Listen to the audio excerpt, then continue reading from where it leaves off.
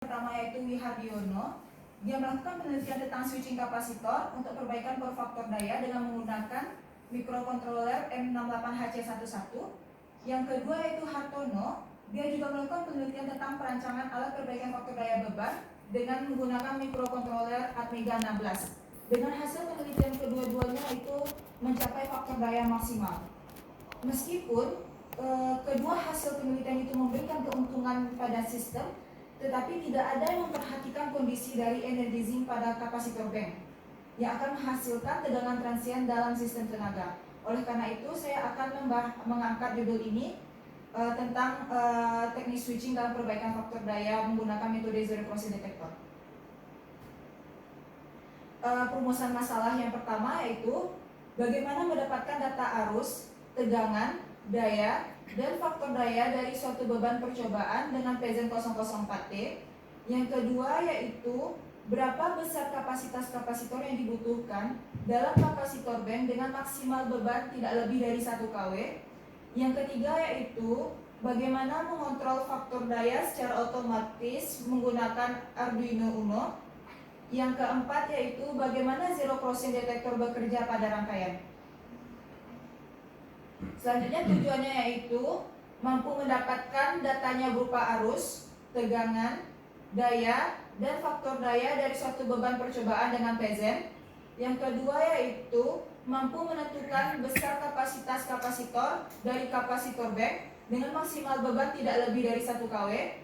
Yang ketiga yaitu mampu mengontrol faktor daya secara otomatis menggunakan Arduino Uno.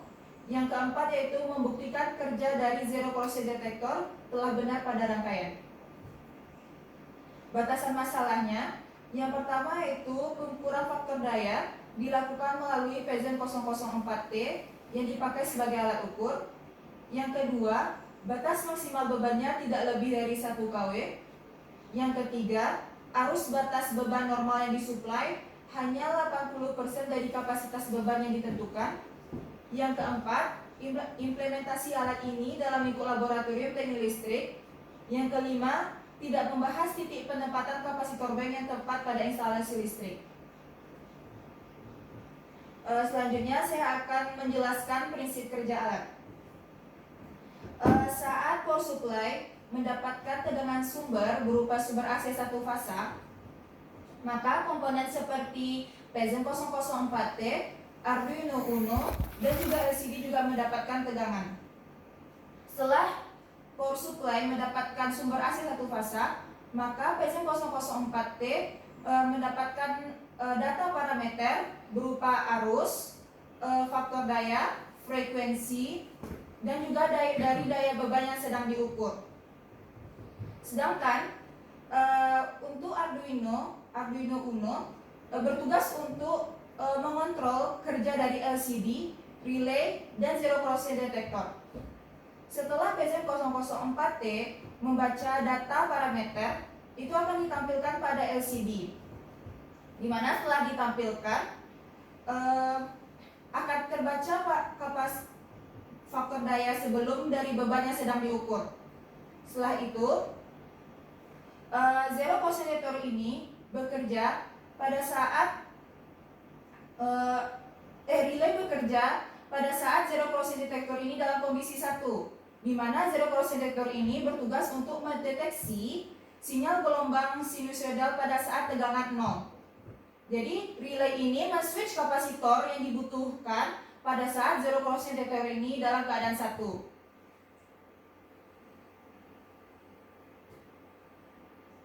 Selanjutnya rangkaian kontrol. Ada beberapa komponen penting dari rangkaian kontrol. Yang pertama yaitu Arduino Uno, kedua LCD, ketiga PZ 004T, selanjutnya yaitu zero crossing detector. Dimana tadi sudah saya bilang Arduino Uno itu digunakan untuk mengontrol dari komponen lainnya. LCD bertugas untuk menampilkan hasil dari parameter yang dibaca oleh PZ 004T. Sedangkan zero crossing detector itu berguna untuk mendeteksi gelombang sinus AC 220 volt saat melewati titik tegangan 0. Untuk pin 3 pada Arduino itu masuk pada output kaki 5 pada zero crossing detector. untuk pin 10 dan 11 pada Arduino Uno digunakan untuk PZM 004T. Untuk VCC dari PZM 004T itu berasal dari 5 volt dan ground PZM 004T juga berasal dari ground untuk Arduino Uno. Sedangkan untuk LCD sendiri itu A4-nya SDA dan A5-nya SCL. Sedangkan rangkaian dayanya yang dibutuhkan itu adalah relay atau SSR dan kapasitor. Dengan beban pengujian itu dilakukan pada pengujian 3 beban. Yang pertama yaitu lampu TL 40 watt sebanyak 2 buah. Yang kedua yaitu lampu TL 40 watt sebanyak 4 buah. Yang ketiga yaitu lampu TL 40 watt sebanyak 5 buah dan lampu TL 36 watt sebanyak 1 buah. Di sini kita lihat bahwa untuk kaki 1 dan 2 SSR itu akan terhubung ke input dari kapasitor. Dan di sini kita dapat dilihat bahwa kapasitor itu terangkai secara paralel.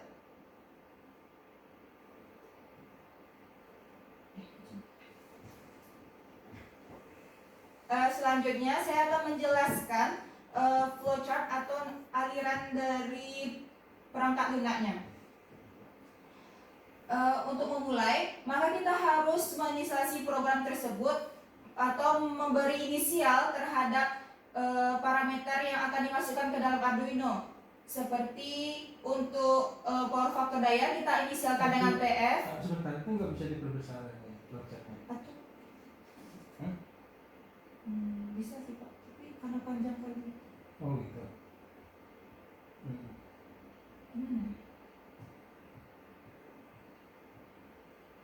Ini aja Pak.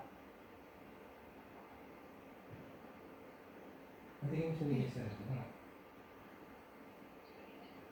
Bisa digeser atas bawah dengan ya? Ini aja Pak. Coba sedikit lagi, sedikit lagi. Besar lagi. Sedikit lagi. Nah, nanti bisa digeser atas bawah.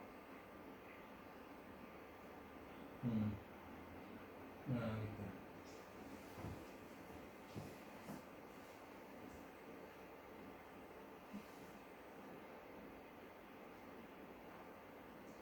Setelah program diinisialkan, maka selanjutnya kerja dari PZM yaitu membaca dari nilai arus, daya, tegangan, frekuensi, dan faktor daya dari beban yang sedang diukur. Setelah PZM membaca, maka tampilan tersebut akan tampil di LCD. Jika pada LCD terbaca faktor daya yang kurang dari 0,85, maka Arduino Uno akan menghitung kapasitas kapasitor yang dibutuhkan. Sedangkan jika nilai costly-nya itu besar dan sama dari 0,95, itu maka akan nggak kembali ke atas lagi gitu. Setelah Arduino Uno menghitung kapasitas kapasitor yang dibutuhkan, maka Arduino Uno memerintahkan zero process detector untuk aktif, untuk mengaktifkan relay yang sesuai. Dan disinilah relay akan men-switch kapasitor yang dibutuhkan oleh beban yang sedang diuji.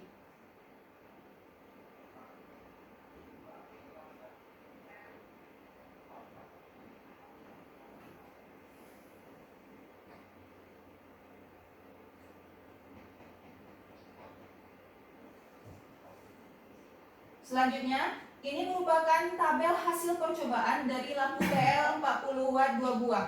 Saya melakukan pengujian sebanyak 5 kali dengan pembanding alat ukurnya digunakan yaitu PZM 004T dengan penggunaan SPM 91. Di sini dapat dilihat bahwa lampu TL 40 watt 2 buah ini costly sebelumnya yaitu 0,54. Setelah dipasang oleh kapasitor 2 mikrofarad dan 4 mikrofarad, itu costly sesudahnya bisa mencapai 0,90.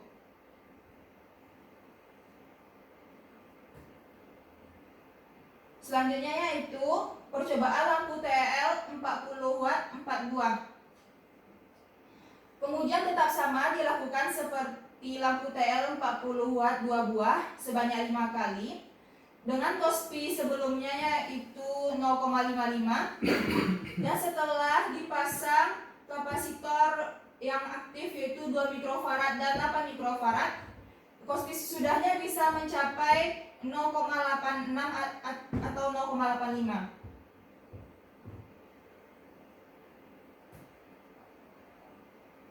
Selanjutnya yaitu pengujian lampu TL 40 watt 5 buah dan 36 watt sebanyak 1 buah. Dapat dilihat juga Kospi sebelumnya yaitu 0,55 dan setelah ditambahkan oleh kapasitor 16 mikrofarad, maka Kospi sesudahnya bisa mencapai 0,87. Baiklah. Kesimpulan yang pertama yaitu dalam melakukan pengukuran dari beban yang diuji, maka dibutuhkan alat ukur. Alat ukurnya yaitu Pezon 004T, di mana Pezon 004T itu akan mengukur tegangan, arus, frekuensi, daya dan faktor daya, dan itu akan ditampilkan pada LCD. Yang kedua, untuk memperbaiki faktor daya ini, maka kita membutuhkan namanya kapasitor. Besarnya kapasitas kapasitor yang digunakan itu untuk mereduksi daya reaktif dari Kospi 0,6 menjadi 0,85 itu dari daya yang digunakan adalah 80% adalah 37,57 mikrofarad. Dikarenakan karena kapasitansi kapasitor 37,57 itu tidak ada di pasaran, maka kapasitor yang digunakan dapat 30 mikrofarad dan itu dapat dipecah menjadi 2 mikrofarad, 4 mikrofarad, 8 mikrofarad, dan 16 mikrofarad yang dipasang secara paralel. Yang ketiga yaitu untuk mempermudah cara kerja alat ini, maka dibutuhkan Arduino Uno. Jadi maka Arduino Uno langsung memerintahkan relay untuk mengaktifkan kapasitor secara bertahap. Relay akan bekerja apabila zero crossing detector itu mendapatkan sinyal 1, agar relay tidak bekerja dalam keadaan tegangannya transient.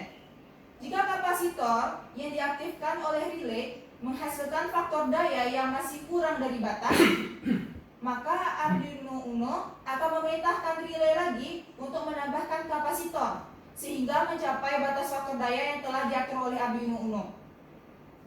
Yang keempat, tegangan lebih transient itu akan selalu terjadi pada saat dilakukan proses switching kapasitor. Namun, tegangan lebih transient ini dapat direduksi dan diminimalisir dengan beberapa cara. Salah satunya yaitu dengan penggunaan zero crossing detector ini. Jadi metode zero crossing detector ini bekerja dengan memberikan delay atau penundaan waktu menutup dari relay sampai pada posisi mendekati tegangan 0. Setelah sampai pada posisi mendekati tegangan 0, disinilah waktu bagi relay untuk men-switch kapasitor sesuai dengan kebutuhan. Dengan demikian, tegangan lebih transient itu dapat dikurangi secara signifikan. Mungkin sekian yang dapat saya sampaikan. Terima kasih. Ya, terima kasih.